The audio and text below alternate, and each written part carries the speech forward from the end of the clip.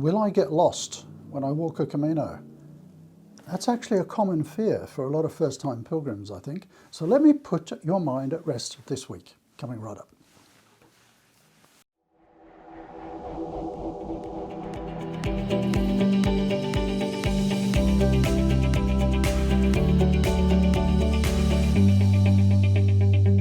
So what are the chances of you actually getting lost on Camino? Look, it's fairly remote, to be honest. It does depend a little bit on which route you are walking.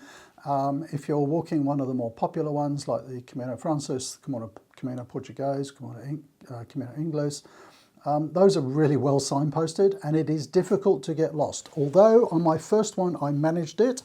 I wasn't watching for the arrows, and I ended up going 300 metres down a road and turning around, so it was only a small deviation. On my second or third one, my wife Pat actually managed to get lost. I stopped to take some photographs, and I said to her, look, just keep following the arrows. In a couple of k's, there's a bridge with a cafe. I'll see you at the cafe and we'll have lunch there. So I got down to the cafe and there was no sign of Pat. And I thought, oh no. So I had to scoot back up a hill. And then it dawned on me what had happened.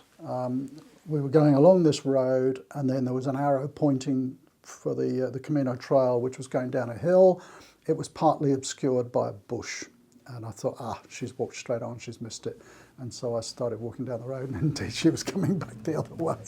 So it can be done. If you try really hard, you can get lost, but generally it's pretty hard to get lost.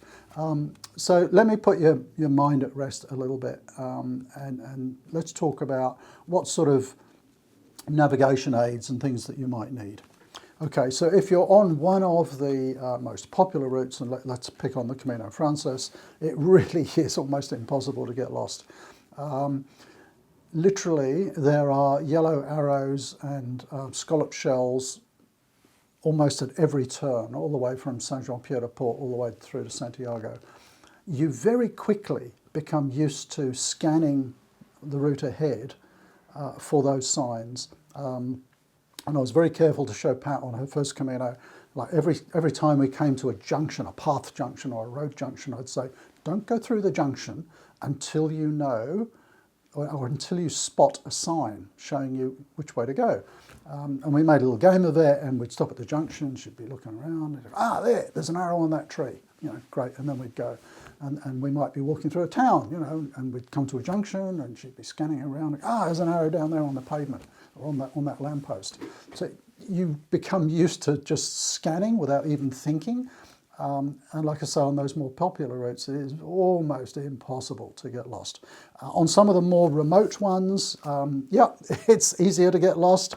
I'm just looking at a rough map here of some of the other routes. I mean, I'm doing a slightly more remote one next time, the Via de la Plata, and I'll take a lot more care in my navigation. I think the Levant, some of those other more remote Caminos, you probably need to be a lot more aware of where you're going. But let's get on to that and talk about some of those tips. So let's talk about the least amount of navigation to the most amount and what you might do. On the back of your credencial, your pilgrim passport, and let me just hold up, these are the ones that you get in Saint-Jean.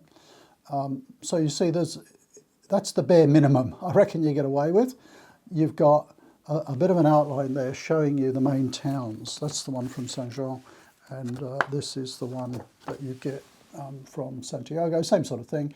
So it's giving you an idea of these are the towns I'm going through, and it's a question of just looking at signposts, and bear in mind the Camino is fairly well signposted anyway. Just being aware of what's the next town, what's the next village that I'm heading for. That's all it takes.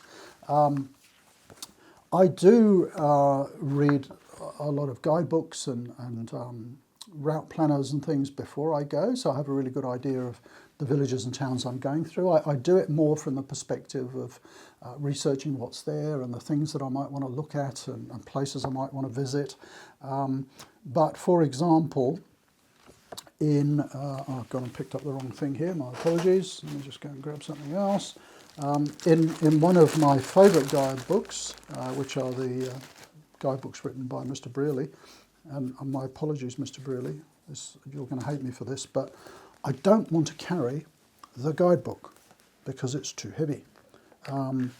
What I did on my first Camino and what I tend to do now is, there's the cover of the guidebook.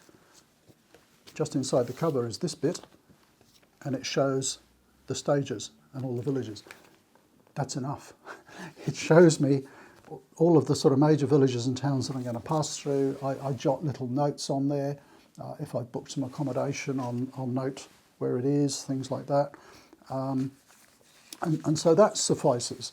I noticed Mr. Brearley has produced some more guidebooks. Have I got it here?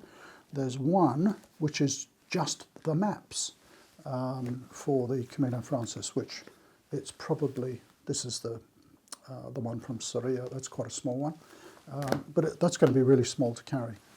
So some sort of very, very simple map, that, to be honest, is about as detailed as you need if you're going to carry a map. Do I carry guidebooks? No, I love guidebooks. I have lots of them. I love to flick through them and read them and things like that, but I don't carry them because I don't want the weight. And I've kind of read it before I go.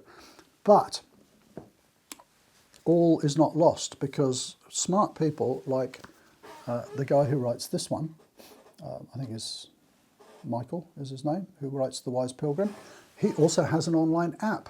So you can get the physical book and then you get this on an app as well. Now isn't that the way to go? And there's a few guidebook writers who do that. I think Mr. Brearley has started producing his guides in Kindle format. I'm pretty sure I've got a couple of those, so I'll keep that. So why? Because I can access them all on my phone. And I don't want to carry guidebooks, but I'm carrying my phone anyway, and if I can get them in electronic format, then that's great. And how do I use them? Generally, when I finish walking for the day and I'm resting at the albergue, the hotel or whatever, I'll start to have a look at the route for the next day. I'm looking at things like, how far will I have to walk until my planned night stop? What's the availability of villages, water, food, things like that, and that's really the extent of my navigation. I'm just looking to see what's coming up.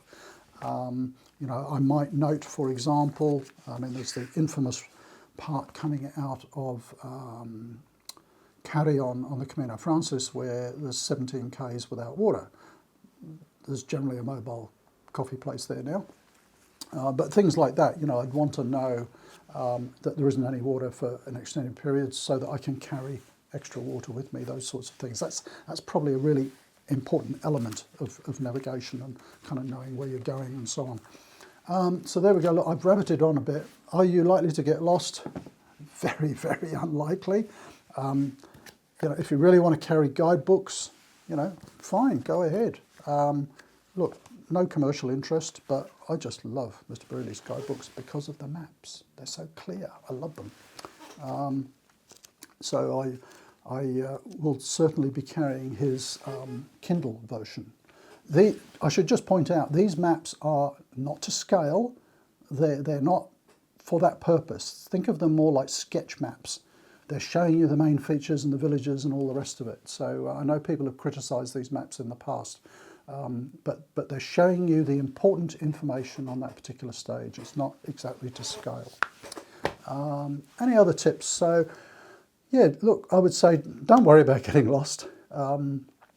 Just be aware of sort of which villages you're passing through. You don't need maps and compasses and all that kind of stuff. There is one thing, though, that I would suggest you do carry.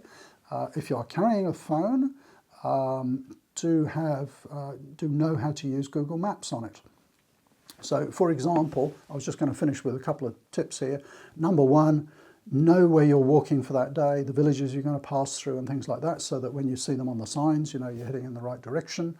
Do look out for the arrows, the scallop shells, whatever other symbols are being used on that particular route.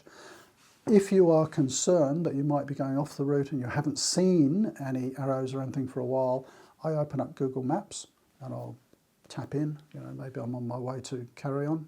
That's an easy one, it's along a road, but you know, I'll tap in the village that I'm going for, and I'll just have a look on Google Maps where I am, where the sort of village is, and go, oh yeah, I'm on track. Generally, you're going to be on track 99% of the time. But it's a handy backup just to have, you know, Google Maps or something. If you're worried, you can have a look and sort of go, oh, looks like I've missed a turning just back there. Better to know earlier rather than later. So there we go. Just a very quick sort of summary of navigation on the Camino. It's really not hard, nothing to worry about. Just be aware of where you're going. Maybe have Google Maps as a bit of a backup. Maybe have an online guidebook, you know, that'll make you feel a bit more comfortable about knowing where you're going and so on. So what other tips have you got? If you've done many Caminos, do comment down below some tips on navigation, or maybe give us all a laugh and tell us how you got lost, because I think we've all done it at some point. Hopefully it's just been like a 10-minute diversion and not sort of totally lost. But anyway, thanks for watching. I've been rabbiting on enough, and I'll see you next week. Bye for now.